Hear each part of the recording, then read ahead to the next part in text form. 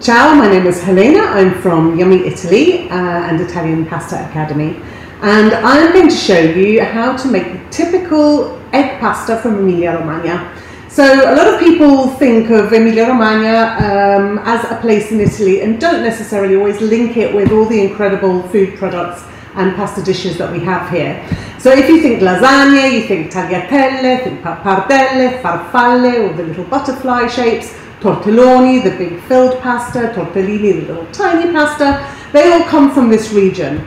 So today I'm going to show you how to make that using a wooden board and a wooden rolling pin. And the point of using wood is to create texture, because fundamentally pasta should be all about texture.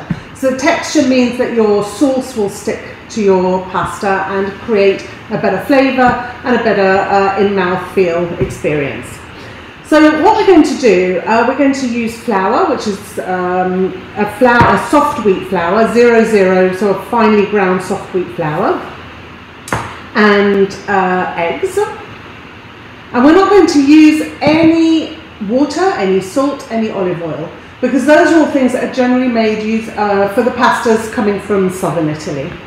So what we're going to do, we're going to empty my flour onto my board. Now you're probably wondering why I haven't placed the flour right in the middle of the board, which a lot of people have a tendency to do.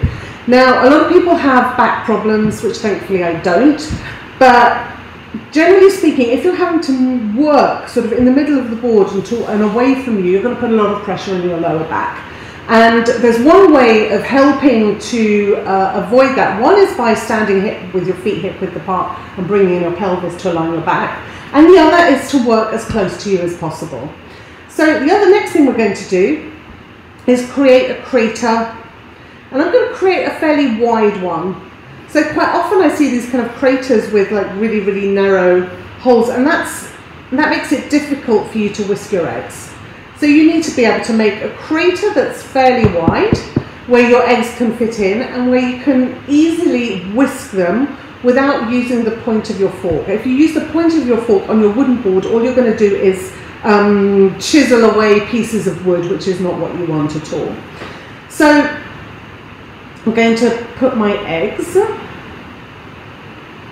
in here.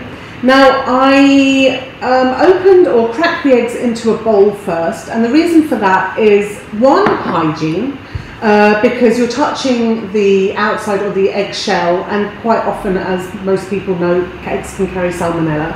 And so what I did, I cracked the eggs, I put them in the bowl, and then I went to wash my hands. So the other reason is that if you've got an egg that's off, and you crack it straight into your crater with, if you're making a lot of eggs, then you end up with a dough that you've got to end up throwing away, which is a pity. So, fork, the curved surface on the board, and we're going to start whisking. And I'm just going to imagine that I'm just making or whisking the eggs to scrambled egg now, until it's nice and smooth. So as you can see, I don't actually have to, I don't have to lift up my fork to whisk. I can keep it fairly flat. The other thing that's important is that I've kept a fairly high wall, because if you've got a low wall and you're whisking, your egg could potentially escape. And the other thing that you've got to think about, which quite often happens to me, is that my doorbell rings. It's my DHL or whatever courier. I put my fork down and I've created a little moat, and I come back and I've got a river of egg that's run onto the floor, which my pussycats are then happily lapping up.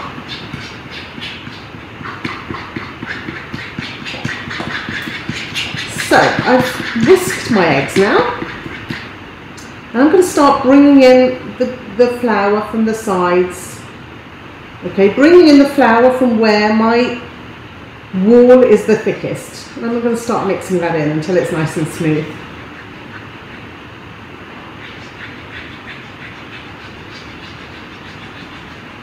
And that doesn't need to take a long time at all. Just get the lumpy bits out a little bit.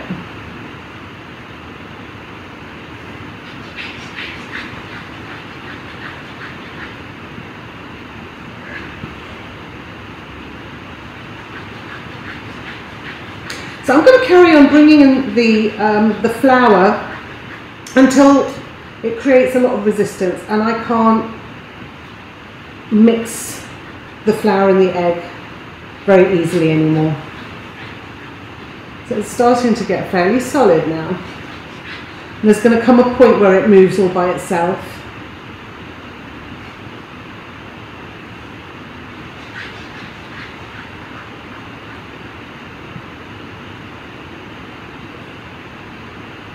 So you'll have noticed at the beginning when I put the eggs in to my crater that they were very, very orange. So here, especially in this part of Italy, we actually have eggs that are specially created, if you like, for sfoglia, to make a really beautiful golden sfoglia. And the chickens are either corn-fed or fed beta-carotene to make the yolks really orange.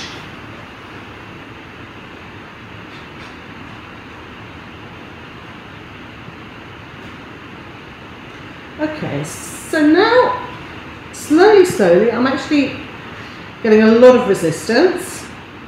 When I really quite find it difficult once my finger starts hurting a bit here, I can start flicking in the flour from all sides.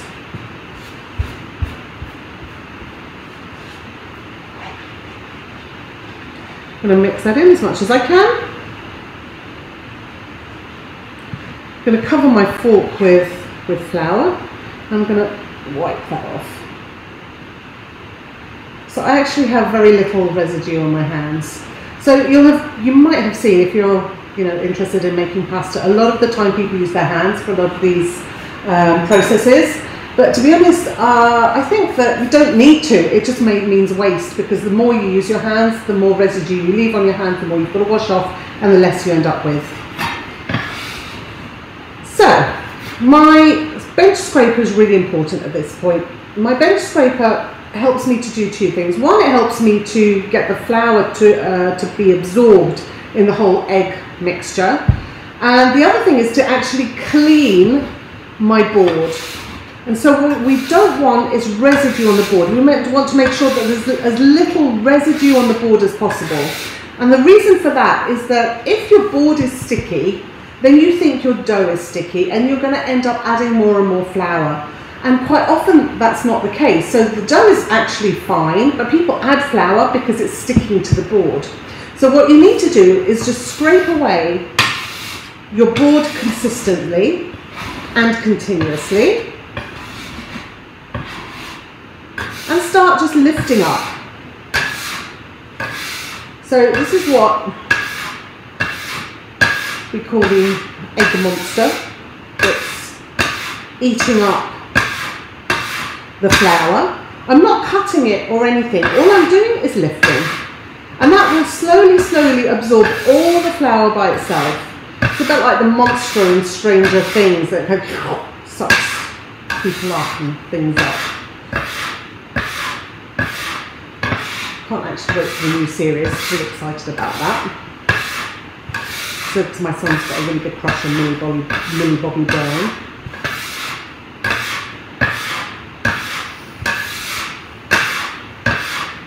So can you see that there's very little flour still flying around. So the consistency that we're looking for, at least to look at, is short crust pastry. So if I move it to the side, my board is really clean.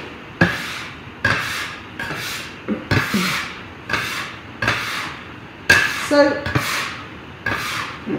excuse me. Once there's no more flour flying around, I can start bringing that together with my hands.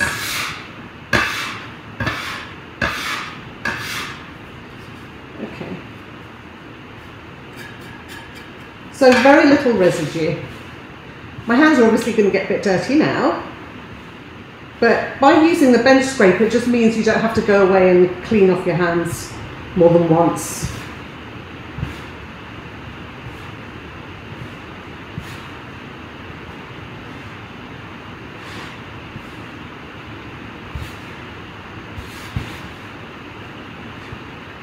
I'm just going to collect all those little bits that are falling off.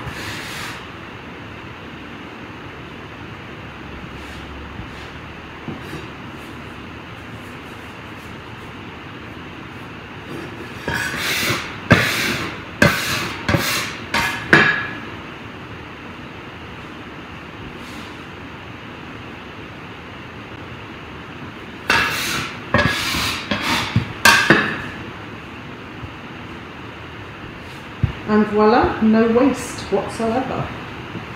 Obviously I do have a little bit of residue on my hands, but actually very, very little, which I'm going to go and wash off now. So anything that's now falling away from my dough, I'm going to take away.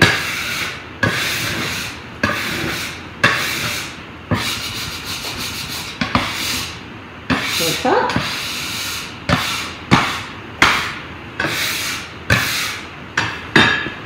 Okay, so that's a little bit, I'm thinking it's sticky now, but I can't really tell because I've got the residue on my hands. Same thing as when you've got residue on your board. So I need to get a really good idea of what the texture of my dough is like. I need to wash off my hands and dry them really well. I've washed my hands, really important to let them dry properly so that they reach body temperature. The reason is that if they're damp or too cool, then you think that your dough is sticky. So now I'm going to have a little feel of my dough. It is a bit sticky, so I'm going to add a little bit of flour. I'm going to start kneading. So the way that we knead for pasta is a little bit different to how you would knead for bread. So when you knead bread, a lot of the time people kind of, beat the living daylights out of it and get out all their frustrations, which I used to do as well. I used to kind of beat it and throw it and get all that gluten release. With pasta, on the other hand, you need to be firm but gentle. So here in Emilia Romagna, we talk about baby, so we need to treat it like we would a baby. So what we do, we need to make sure that the fold of the pasta is always in the middle. And what we're going to do, to guide us, we're going to place our thumb in the middle, fold over and push back. So thumb in the middle, fold over my thumb, and I'm going to push back. And so we always have the fold in the middle. Thumb in the middle, fold over and push back. There, fold in the middle, fold over and push back. So my dough is actually a little bit sticky, and I'm just going to keep on adding a little bit more flour until I feel it's actually the right consistency and the right humidity.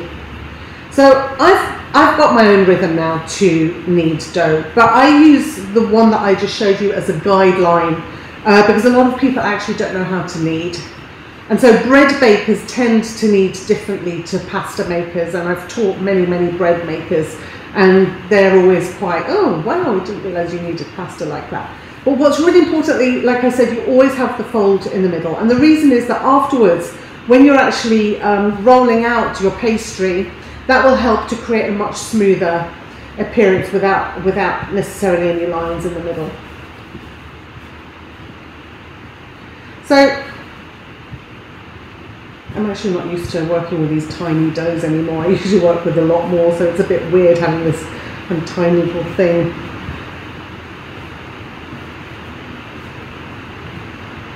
In my hands.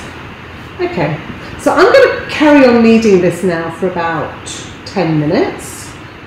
And you will get to a point, and this comes with experience as well. I'm going to use up my flour that I've got here. I'm going to remove any dough residue.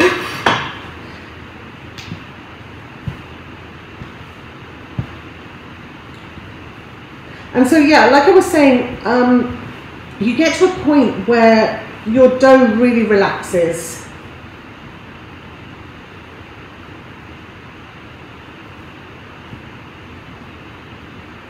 It's like when you're giving somebody a massage. All the knots in their shoulders all of a sudden start to relax.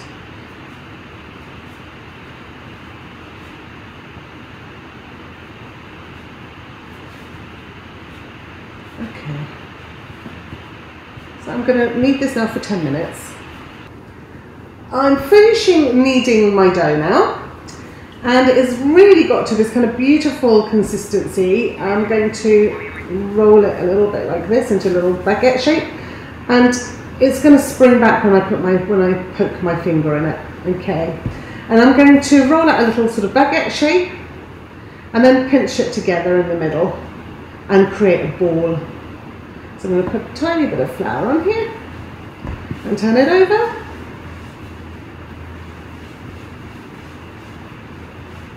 Now obviously, when I hold my handmade pasta masterclasses here in Bologna or in the UK, I go into a lot more detail, but this gives you already a really good understanding of how to make a great pasta dough.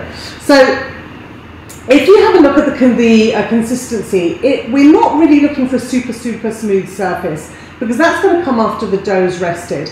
We're looking for a little bit of texture and cellulite fry, which some of us are obviously a lot more familiar with than others.